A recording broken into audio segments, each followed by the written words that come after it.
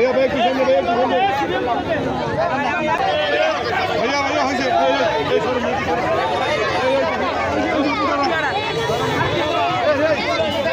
যুবনেতা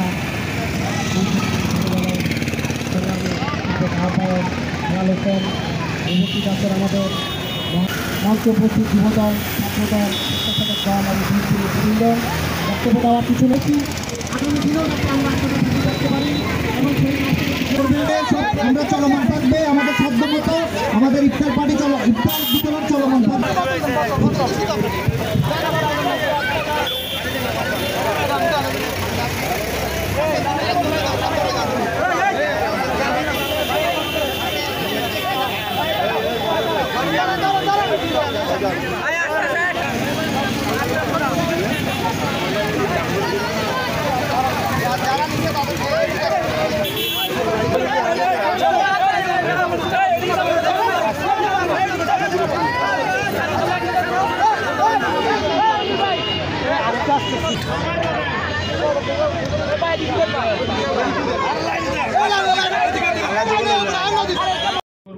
আমাদের নেত্রী বেগম খালেদা জিয়ার জন্য, আমাদের নেতা তারেক রহমানের জন্য, যেন আল্লাহ রাব্বুল ইজ্জাত তাদের নেতৃত্বে তাদের সুস্থতা জিন্দেগির মাধ্যমে বাংলাদেশকে আরো বেশি দিন খেদমত করার তৌফিক দান করেন।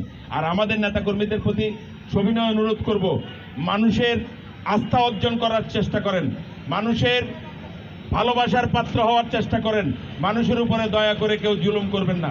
সাধারণ মানুষের আজকে রমজানের পূর্বক্ষণে এইটুকু আপনাদের কাছে অনুরোধ করব, রমজানে শুধু উপোস থাকলে পেটে, সারাদিন না খেয়ে থাকলে রোজা না।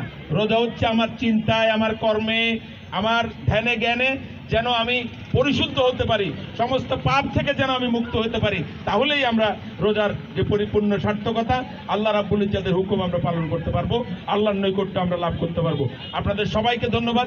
আমাদের জন্য দোয়া করবেন, শহীদ প্রেসিডেন্ট জিয়াউর রহমানের জন্য দোয়া করবেন। আসতে পারে আমাদের আপনাদের সরাসরি বলবেন, আমাদের নাম্বার এখন সব জায়গাতেই আছে, সবার কাছেই আছে, যে কেউ থেকে নিয়ে যে কোনো এইভাবে ওপেন কথা বলতে পেরেছি। আজকে 17 বছর আমরাও কথা বলতে পারি নাই।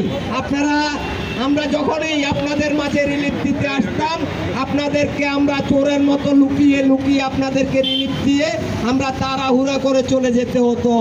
যদি আমরা কিছুক্ষণ দাঁড়িয়ে আপনাদের মাঝে কথা বলতে চাইতাম, জনাব তারেক রহমান, দেশনেত্রী বেগম খালেদা জিয়ার নামে যদি কোনো স্লোগান দিতাম বা ওনাদের সালাম পুষিয়ে দিতে আপনাদের মাঝে আসতাম, তখনই দেখা যেত আমাদেরকে যে কোনোভাবে পুলিশ দিয়ে আমাদেরকে অ্যারেস্ট করিয়ে দেওয়া হতো। আমরা তখন কারাগারে ভোগ করতাম, আমরা তখন কারাগারে চলে যেতাম। এবং আপনারা যারা বিএনপির কথা বলতেন, আপনাদেরকেও কিন্তু ছাড় দেওয়া হতো না, আপনাদেরকেও কিন্তু জেলে চলে যেতে হতো, না হলে ঘর ছেড়ে দিতে হতো, না হলে আপনাদেরকে আপনাদের উপর জুলুম নির্যাতন করা হতো। সাধারণ মানুষ যারাই বিএনপির নাম ধরেছে, যারাই বিএনপির কথা বলেছে, তাদের উপরেই নেমে আসতো, মনে হয় যে আমাদের উপর কোনো গজব নেমে চলে আসতো। আমরা তখন সাধারণ মানুষ যারা ছিল, ওদের খাওয়া দাওয়া সহ ঘুম সহ হারাম হয়ে যেত। যেমন আমরা সহ্য করেছি আমাদের নামে দীর্ঘ